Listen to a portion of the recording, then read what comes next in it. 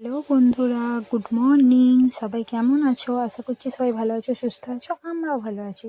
আজকে দেখো রবিবার, এখন সকালবেলা আমরা চা বিস্কুট কি খেতে বসেছি। কি দিয়ে? একদম তরকা।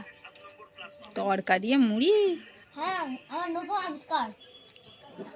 দারুণ দারুণ। এখন দেখো একটু মাঠের দিকে এলাম, রাস্তার দিকে, সবুজ মাঠ, ধান ক্ষেত।